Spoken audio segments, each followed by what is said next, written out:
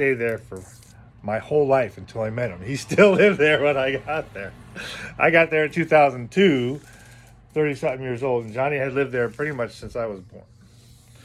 And he bought a paper every day, a Tribune. And he put this Tribune in his bedroom, and he never threw them away.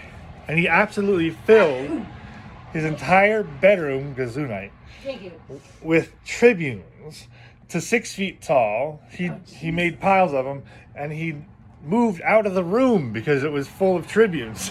So he cluttered himself out of his own room, and it was all these old Tribunes from the 60s and 70s and early 80s. And after everybody moved out, it was my job to clean it, and I used a shovel because it was all this brittle old paper. It was about a 12 by 12 room, and it was full about 6 feet high with stacks of Tribune. And in the far back corner of this room, Johnny Aaron's room,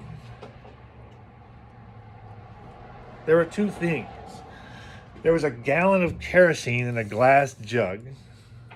It was an old apple juice gallon filled with kerosene. And there was a copy of this book called Spirit Intercourse by J. Hewitt Mackenzie. And it is basically based on this initial discovering the metaphor and the imagery within the discovering of this book. That suggests to me that there is something important about this, that this is like an explosive book. It was right next to a gallon of kerosene under a huge pile of kindling. Quite curiously. And so that is what started me on the story about this book, which was I started doing these shows in 2015. But then in 2019, there was the 50-year anniversary of the moon landing. And in reading about that, I learned about the Van Allen belts, which I did not know about until 2019. Never heard of them. As far as I know, I even took College 101 Astronomy, University of Washington. Never talked about the Van Allen belts. But anyway,